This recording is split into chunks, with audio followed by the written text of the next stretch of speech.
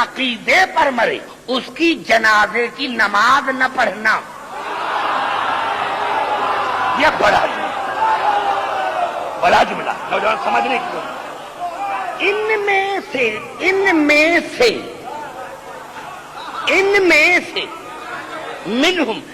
میں سے جو بھی اس عقیدے پر مرے اس کی جنازے کی نماز نہ پڑھنا، ولا تقم علی قبرہ، اور اس عقیدے پر جو بھی مرے اس کی قبر پر جا کر دعائے مغفرت نہ مانگنا۔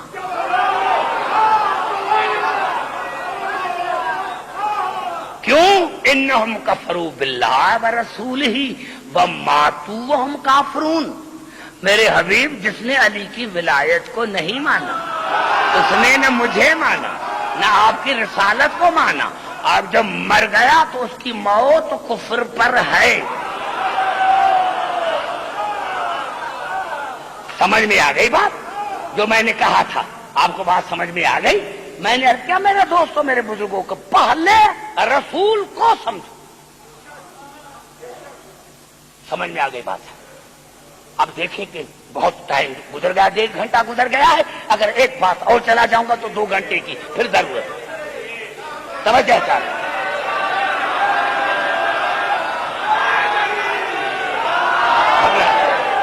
گھبرائیں نہیں۔ سمجھ میں آ گئی بات؟ پوری توجہ، گھبرائے نہیں میرے عرض۔ میں نے یہی عرض کیا تھا کہ اگر قرآن میں آیتیں نہ ہوتی، اب ایک آیت پڑھتا ہوں اور یہ وہ آیت ہے کہ جس کی تفسیر میں بھی اختلاف، قرآن حکیم کی یہ واحد آیت ہے جس پر تمام مسلمان بھائی متفق ہیں۔ گھبرا تو نہیں گے میرے بھائی؟ توجہ پوری توجہ۔ میں نے کیا کہ قرآن حکیم کی یہ واحد آیت ہے، یہ واحد آیت ہے، قرآن حکیم کی یہ واحد آیت ہے جس کی تفسیر میں بھی کسی مسلمان کو اختلاف نہیں ہے، اور وہ آیت ہے آیت مباہلہ۔ وہ آیت ہے آیت مباہلہ، وہ ہے آیت مباہلہ۔ اور قبلہ الفاظ کیا ہیں قرآن کے؟ اب آئیے توجہ، جہاں جہاں آواز آ رہی ہے جو میں نے عرض کیا جس پر میری گفتگو ہو رہی ہے، کیا ہے آواز؟ فمن حاجک فی من بعد ما جاءک من العلم۔ میرے حبیب العلم کے بعد، العلم کے بعد، قرآن کے بعد، قرآن کے بعد اگر یہ نصرانی تم سے دلیل مانگتے ہیں، قرآن کے بعد، قرآن کے بعد، بڑا دل، قرآن کے بعد، قرآن کے بعد، فمن حاجک فیہ من بعد ما جاءک من العلم۔ قرآن کے بعد، قرآن کے بعد اگر یہ نصرانی تم سے دلیل مانگتے ہیں، قرآن کے بعد 3 دن رسول قرآن پڑھتا رہا، 3 دن رسول قرآن پڑھتا رہا کہ عیسیٰ اللہ کا بیٹا نہیں ہے، ان مثل عیسیٰ عند اللہ کا مثل آدم خلقہ من تراب۔ جناب عیسیٰ کی مثال آدم جیسی ہے جس کو اللہ نے مٹی سے بنایا تھا۔ 3 دن رسول قرآن پڑھتا رہا، اور آیت نے کیا پتا جو پوری صحیح پوری آیت، میں آدھی آیت نہیں پڑھتا، پوری آیت، فمن حاجک فیہ من بعد ما جاءک من العلم۔ میرے حبیب اگر قرآن کے بعد اگر تم سے کوئی دلیل مانگتی ہیں تو فقل تعالوا ندع ابنانا وابناءکم ونساءنا ونساءکم وانفسنا وانفسکم ثم نبتہل فنجعل لعنۃ اللہ علی الکاذبین۔ تو تم ان کو کہہ دو 3 دن قرآن پڑھا، کہا قرآن پڑھنے کے بعد بھی نہیں مانتے تو ان کو کہا دو تم اپنے بیٹے لے کر آؤ، ہم اپنے بیٹے، تم اپنی نساء ہم اپنی نساء، تم اپنے نفوس ہم اپنے نفوس، اور پھر ان کو پیش کرتے ہیں اللہ کی بارگاہ میں، اور جو اللہ کی بارگاہ میں جھوٹا نکلے اس پر اللہ کی لعنت۔ 3 دن رسول قرآن پڑھتا رہا، اور اللہ اگر آیت نازل نہ کرتا تو سارے مسلمان میرے گریبان پکڑتے کہ عبدالحکیم تم نے یہ کیا کہہ دیا، لیکن اللہ نے کہا کہ قرآن کے بعد اگر یہ تم سے دلیل مانگتے ہیں تو ان کو کہہ دو کہ تم اپنے بیٹے ہم اپنے بیٹے، تم اپنی نساء ہم اپنی نساء، تم اپنے نفوس اور ہم اپنے نفوس۔ قرآن کے بعد ارے رسول 3 دن قرآن پڑھتا رہا، نصرانیوں نے نہیں مانا، تو پھر بھی تمہیں سمجھ میں نہیں آیا کہ جب قرآن رسول کے لیے کافی نہیں،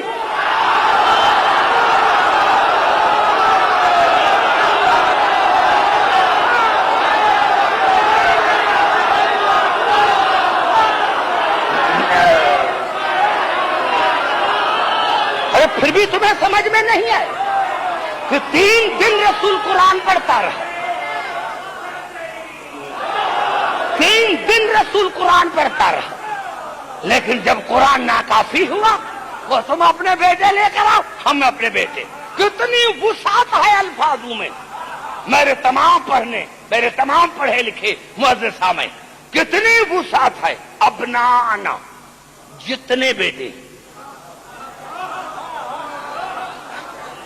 اگر الف لام ہوتا تو کہتے کہ الف لام مار سے کیا، اب جتنے بیٹے، نساءنا جتنی نساء ہے۔ آپ قبلہ یہ نساء جو لفظ ہے یہ قرآن میں 3 معنوں میں استعمال ہوا لفظ۔ یا نساء النبی، اے نبی کی بیویاں، بڑا جملہ پھر کھا گئے میرا، اے نبی کی بیویاں، نساء میں بیویاں شامل ہیں۔ یذبحون ابناکم ویستحیون نساءکم، یہاں نساء کی معنی بیٹی ہے، نساء کی معنی ماں ہے۔ اب دیکھو کتنی وسعت ہے کہ میرے رسول جتنی بیویاں ہیں ان کو لے کر آؤ، جتنی بیٹیاں ہیں ان کو لے کر آؤ، اگر ماں ہو تو اس کو لے کر آؤ۔ اور 73 فرقے ہیں کہ رسول صرف اور صرف، اور جس وقت یہ مباہلہ ہوا تو رسول کے بعد رسول کی کم از کم 9 بیویاں زندہ تھیں، 9 بیویاں، رسول کے 9 حرم زندہ تھے، لیکن قرآن شاہد ہے، تفاسیر شاہد ہے کہ رسول نے اپنے گھر سے ایک کو بھی نہیں لیا اور علی کے گھر سے ایک کو بھی نہیں چھوڑا۔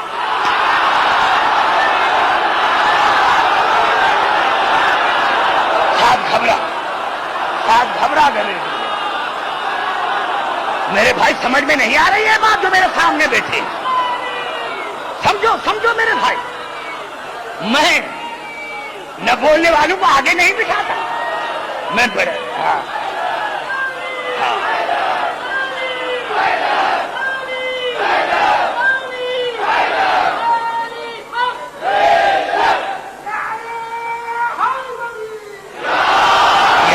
مباہلے میں حضور اکرم کی 9 حرم زندہ تھے قبلہ، لیکن رسول نے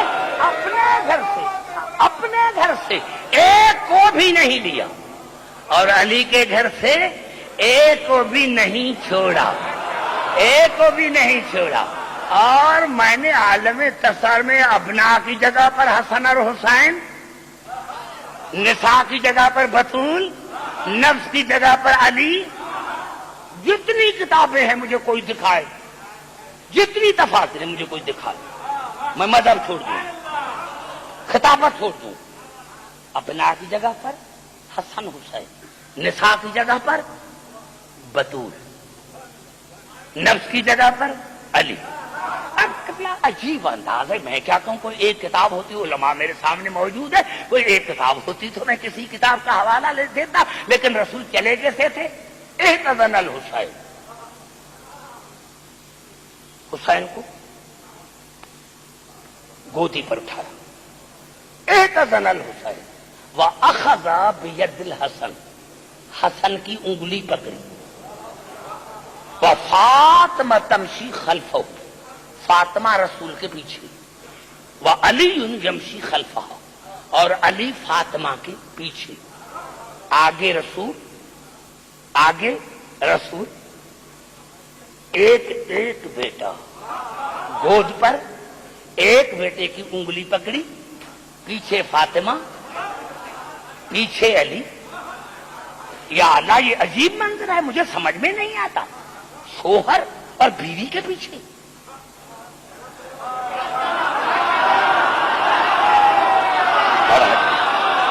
یا اللہ، یا اللہ، یہ کیا ہے؟ آگے آگے رسول، پیچھے بطول، پیچھے علی۔ پہلے تو اللہ کی آواز ہے، عبدالحکیم خاموش، پہلے قرآن کو دیکھ، پہلے قرآن کو دیکھ، میں نے کیا کہا ہے؟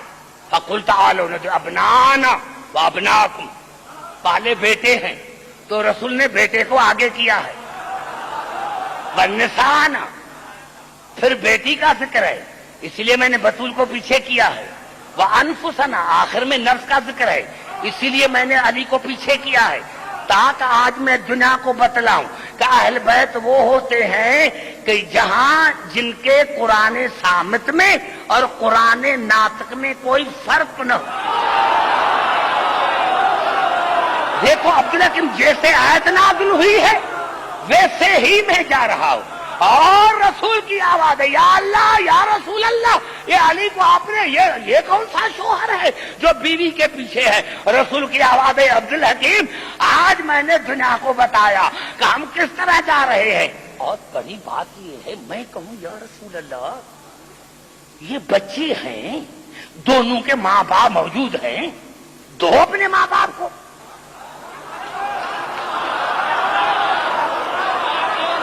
تو اپنے ماں باپ کو، یہ بچے ہیں، بچے ہیں، ماں بھی موجود ہے، باپ بھی موجود ہے، دو باپ کو دو بچہ، دو بیٹی کو دو بچہ، یا آپ نے دونوں بچوں کو ایک کو گود پر اٹھایا دوسری کو انگلی میں۔ رسول کی آواز ہے، عبدالحکیم تجھے مسلمانوں کے مزاج کا پتہ نہیں، اگر یہ بچے ماں باپ کے پاس ہوتے تو کل آپ کو مسلمان کہیں گے، ارے یہ بچے ہوتے ہیں جہاں ماں باپ جاتے ہیں وہاں ضد کر،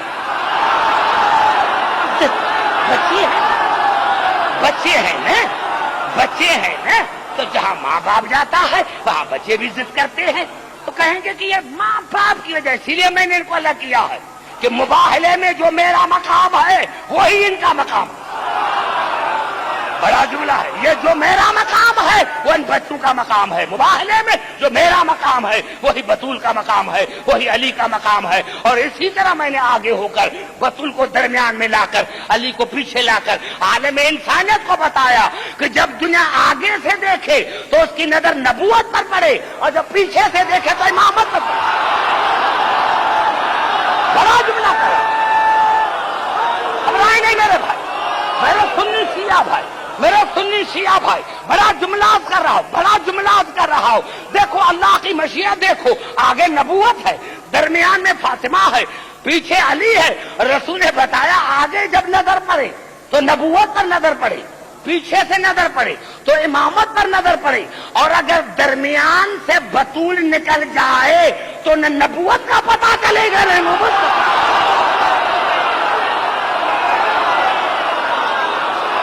نعرہ حیدری،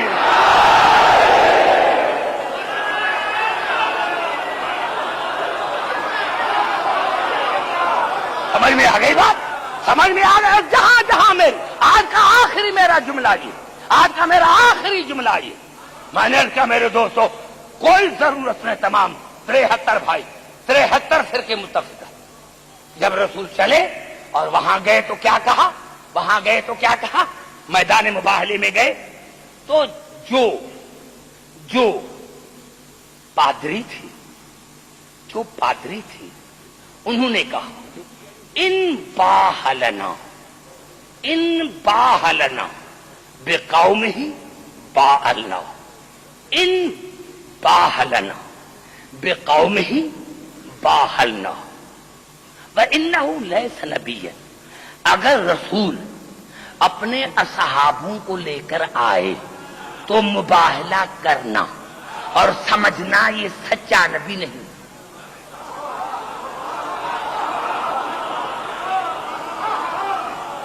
ہزاروں کے تعداد میں بیٹھے ہوئے، اتنا بڑا مجمع.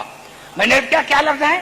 ان باہلنا بقوم ہی باہلنا فإنہ لیس نبیا. کتنا بڑا جملہ ہے جو قیامت تک کام آئے.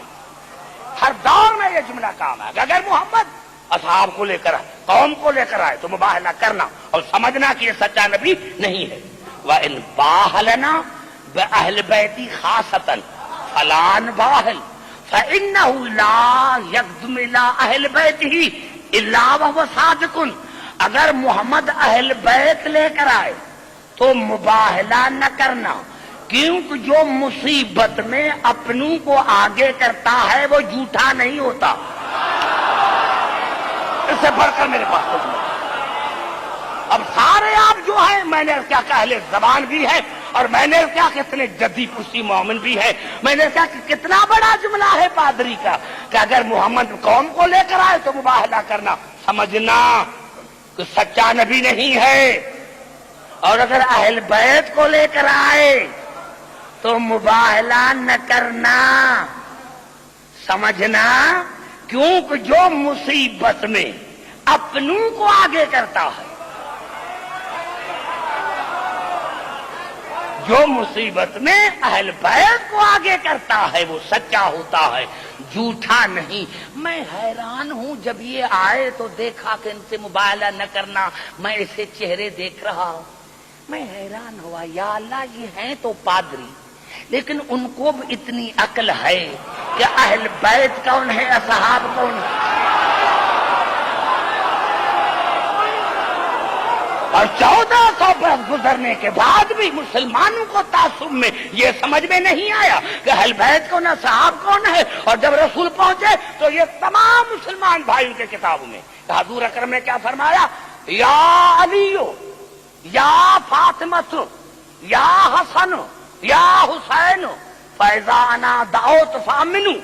اے علی، اے فاطمہ، اے حسن، اے حسین، جب میں رسول دعا مانگوں تو تم آمین کہنا، اسی لیے کہ آج میں اپنی دعا میں تمہیں وسیلہ بنا رہا ہوں. پوری توجہ میرے مسلمان بھائی، یہ عجیب جملہ ہے. اے علی، اے علی، اے حسن، اے فاطمہ، اے حسن اور حسین، جب میں رسول دعا مانگوں تو تم آمین کہنا، کیونکہ میں اپنی دعا میں تمہیں وسیلہ بنا رہا ہوں. ارے میرا آج بھی عقیدہ ہے اگر رسول ارادہ کرتا تو ایک نصرانی زمین پر نہ رہتا، نصرانیوں کی بھیٹ ختم ہو جاتی. لیکن آج رسول نے تمہیں سمجھایا کہ جب تک میں رسول ان کو وسیلہ نہیں بناتا میری دعا مستجاب نہیں ہوتی. ارے ابھی جو پوری دنیا میں مسلمان پوری دنیا میں جو ذلیل ہو رہے ہیں، یہ اسی لیے ذلیل ہو رہے ہیں کہ اللہ نے کہا کہ میں تو رسول کی بھی دعا مستجاب نہیں کرتا جب تک علی کو، فاطمہ اور حسن حسین کو وسیلہ نہیں بناتے، تو میں تمہاری دعائیں کیسے مستجاب کروں؟ نعرہ حیدری!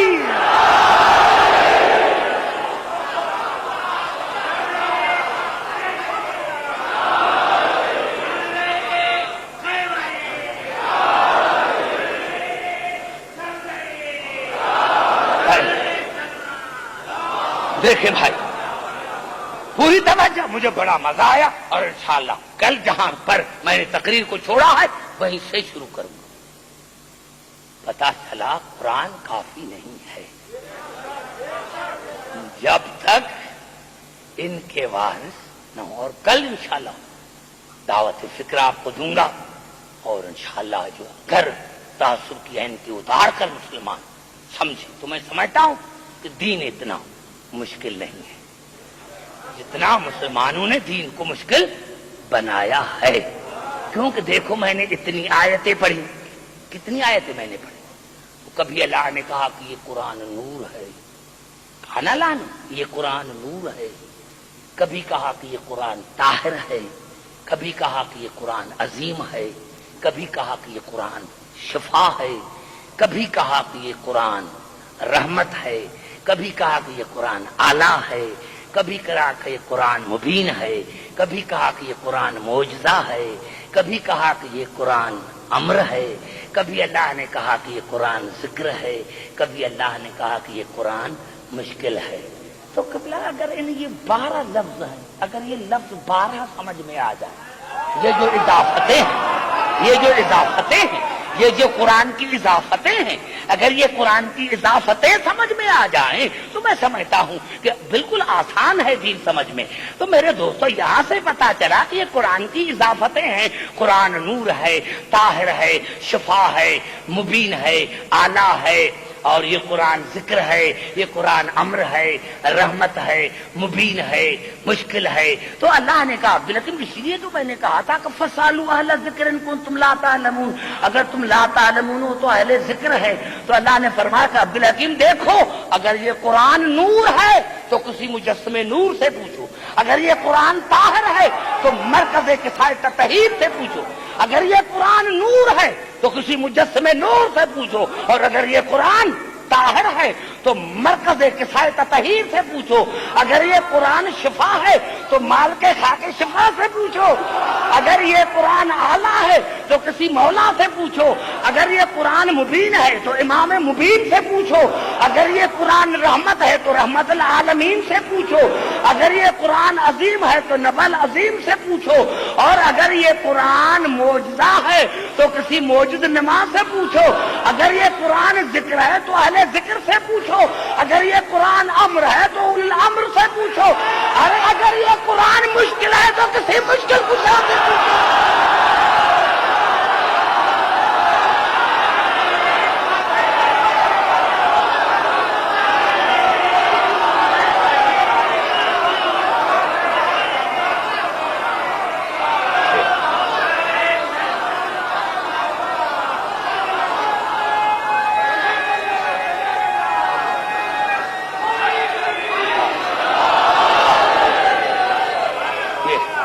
اتنی بڑی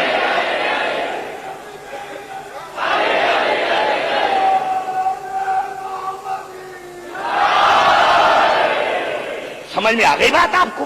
میں نے کیا میں نے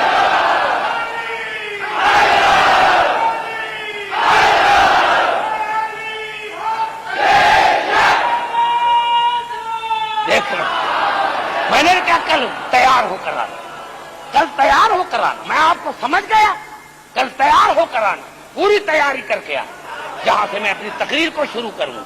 میرے دوستوں، میرے بزرگوں، کتنے خوش قسمت ہیں، یعنی پنکھے بھی چل رہے ہیں، آپ دیکھ رہے ہیں، کیونکہ ہمیشہ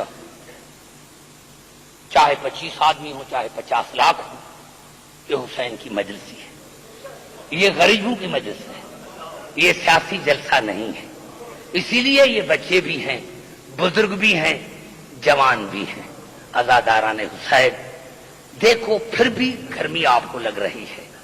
میرے دوستوں، میرے بزرگوں، 28 رجب کو حسین نے مدینہ چھوڑا تھا، 2 محرم الحرام کو کربلا پہنچے، 4 تاریخ سے خیمے ہٹائے گئے، 4 محرم الحرام کو خیمے ہٹائے گئے تھے، پانی سے ہٹائے گئے تھے۔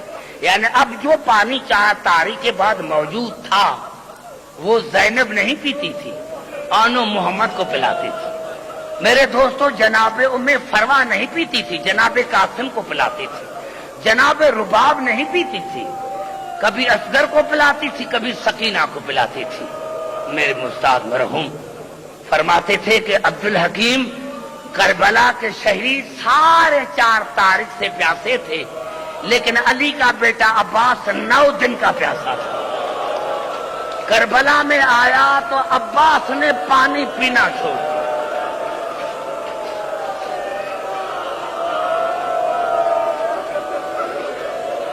ہاں نوجوان، ہاں کربلا میں عباس آیا، ہر کربلا کا شہید 4 دن سے پیاسا تھا، 4 تاریخ سے پیاسا تھا، لیکن علی کا بیٹا عباس 9 دن کا پیاسا تھا۔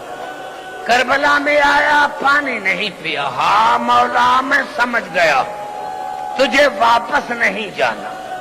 عزاداران حسین، مجھے ایک جملہ کہنے دو۔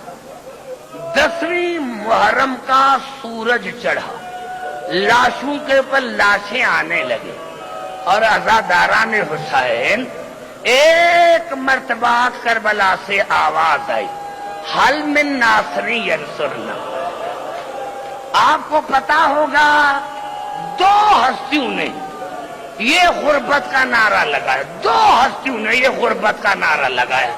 جنگ صفین میں میرے مولا علی نے یہ نعرہ لگایا تھا، لیکن جب جنگ صفین میں میرے مولا علی نے یہ نعرہ لگایا تھا تو 12,000 لشکر تھا، انہوں نے تلواریں نکالی۔ مولا آپ غربت کا نعرہ نہ لگائیں، پہلے ہمارے سروں کو قلم کریں پھر یہ نعرہ لگائیں۔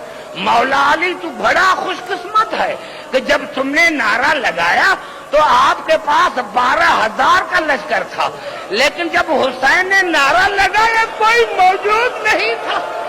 ارے بی بی زینب کی آواز آئی، بھیا حسین میں ابھی زندہ، بھیا حسین میں ابھی زندہ ہوں، بھیا میری موجودگی میں غربت کا یہ نعرہ نہ لگاؤ۔ اور جناب فضا کو کہا میرے بھیا کو لے کر آ۔ جناب حسین آیا، میرے دوستوں میرے بزرگوں بہنوں کو سلام کیا اور جناب سید سجاد کو الوداع کیا، گھوڑے کے قریب آئے۔ علامہ مجلسی علیہ رحمت نے لکھا کہ جب حسین گھوڑے کے قریب آیا دو ہستیاں حسین کے ساتھ تھیں، جناب زینب اور جناب سکینہ۔ تو یہ ہمارے بتانے کے لیے حسین نے کہا گھوڑا چلو وہ جگہ دکھاؤں جہاں میں گروں گا، گھوڑا چلو وہ جگہ دکھاؤں جہاں میں گروں گا۔ یہ ایک مرتبہ گھوڑے نے زبان حال میں کہا، آنکھوں سے پانی بہنا شروع ہو گیا اور گھوڑے کی آواز آئی، مولا وہ جگہ رات آپ کے ماں نے مجھے دکھائی۔ مولا رات گزر چکی تھی، ایک کالے برقے والی بی بی ہے، دونوں باہیں میرے گلے میں ڈالی اور کہا گھوڑا مجھے جانتے ہو میں حسین کی ماں زہرا ہوں، جس نے 3 مرتبہ اپنی چادر میں تجھے دانا کھلایا تھا۔ گھوڑا چلو وہ جگہ دکھاؤں جہاں میرا حسین گرے گا۔ حسین نے کہا پھر گھوڑا کیا ہوا؟ کہا مولا آپ کی ماں مجھے کربلا کے چھٹی زمین پر لے کر آئی، مولا اگر امتحان نہ ہوتا تو قیامت آ جاتی۔ مولا جب آپ کی ماں اسی جگہ پر آئی تو سر سے چادر اتاری اور اس جگہ کو اپنے بالوں سے صاف کرنے لگی اور مجھے کہا گھوڑا میں نے حسین کو چکیاں پیس کر پالا ہے، گھوڑا میرے بیٹے کو آستہ اتارنا ہے، کہیں میرے بیٹے کو پتھر نہ لگ جائے۔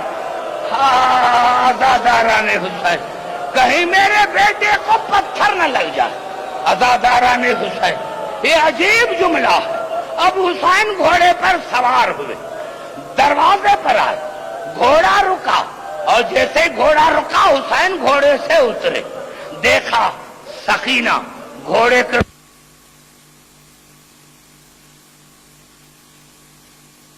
آسمان کی دیکھ کر ایک دعا مانگی، یا اللہ جب میں نماز شب پڑھتا تھا تو میں دعا مانگتا تھا کہ یا اللہ مجھے بیسی بیٹی عطا کر جو میرے سینے سے الگ نہ ہو۔ یا اللہ یہ سکینہ میری دعاؤں کا نتیجہ ہے، آج تیری محبت میں اس سکینہ کو چھوڑ کے جا رہا ہوں۔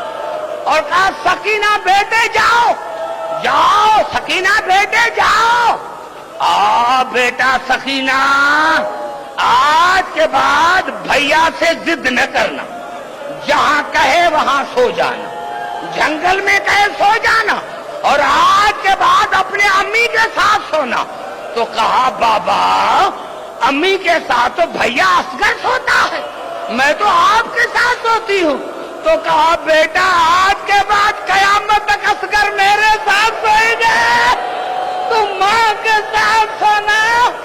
عزاداران حسین رب کعبہ کی قسم اور رب کعبہ کی قسم، کسی نے میرے دوستوں میرے بزرگوں یزید نے شمر سے پوچھا تھا، شمر تو نے جو حسین کو قتل کیا کیسے قتل کیا؟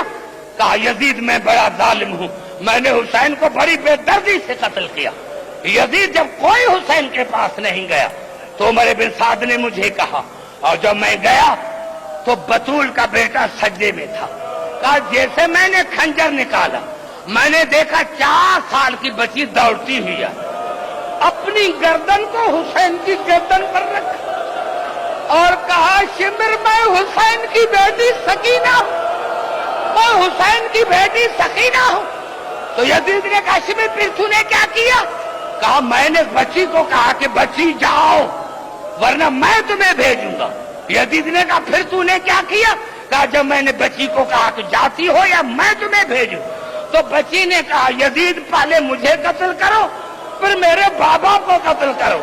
سادہ تو گئے، سادہ تو بس یہ کہنا تھا کہ پہلے مجھے قتل کرو پھر میرے بابا کو قتل کرو۔ یزید نے کہا شمر پھر تو نے کیا کیا؟ کہا میں نے بڑا ظلم کیا، میں نے 4 سال کی بچی کے بالوں میں ہاتھ ڈالا، اور قبلہ جو قبری میں ہے میں وہ نہیں پڑھوں گا تو کہیں بطول ناراض نہ ہو جائے۔ تو کہا پھر کیا ہوا؟ کہا میں نے بچی کو جب بالوں میں ہاتھ ڈال کر اوپر کیا تو کہا کہ میں نے ایسے پھینکا کہ میں نے دیکھا کہ 3 مرتبہ سکینہ گر کر پھر اٹھی، گر کر پھر اٹھی، گر کر پھر اٹھی، اور کہا جو بچی کا بس نہ چلا تو کربلا کے میدان میں دوڑنے لگی، ہے کوئی میرے بابا کو بچانے والا؟ ہے کوئی میرے بابا کو بچانے والا؟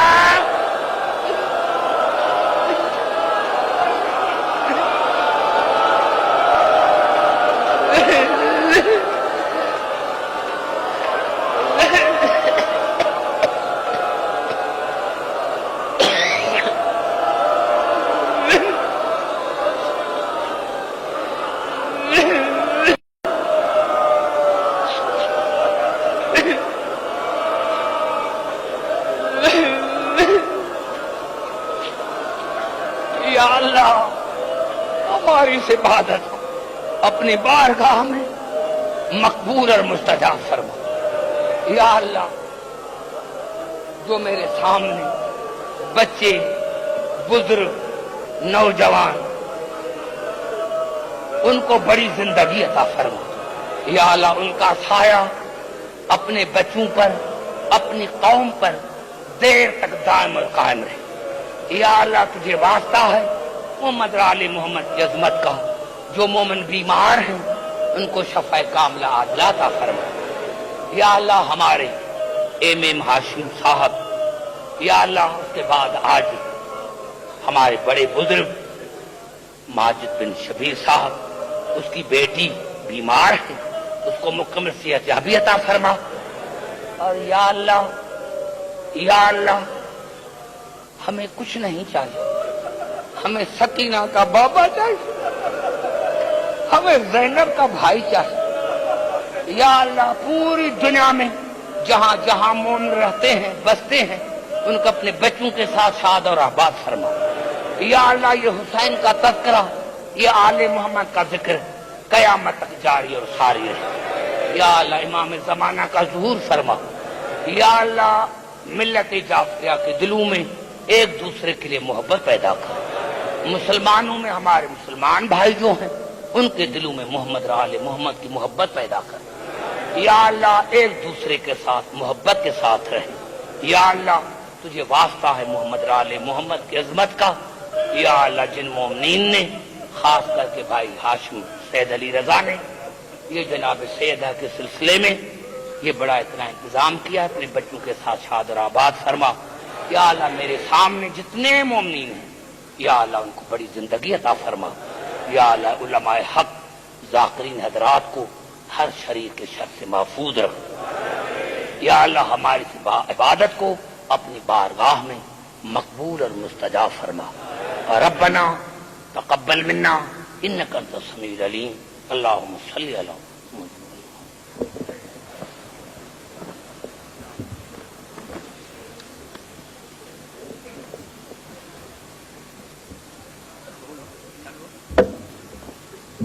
واویلا